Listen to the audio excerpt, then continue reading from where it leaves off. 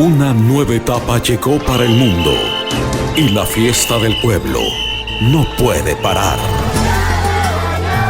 Cangallo Corazón se hace presente en los corazones peruanos y el mundo entero. Cada año regresamos al carnaval. Domingo 14 de febrero, 4 de la tarde. Iniciamos el gran carnaval ayacuchano mediante una transmisión en vivo.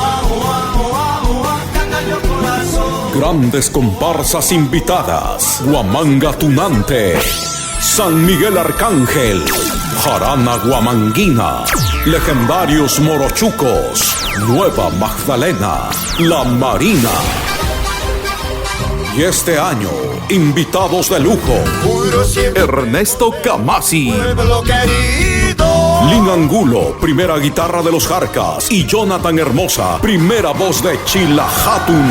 Hola amigos de Perú, mi nombre es Jonathan Hermosa, vocalista del grupo Chila Hatun, y quiero invitarles a ser parte de la transmisión virtual del Carnaval de Ayacucho este 14 de febrero junto a la comparsa Cangallo Corazón, porque la tradición no se detiene. Los esperamos. Domingo 14 de febrero, 4 de la tarde, streaming live desde Ayacucho para el mundo en vivo. Cada año regresamos al carnaval. Cangallo Corazón 2021, más de lo que te imaginas.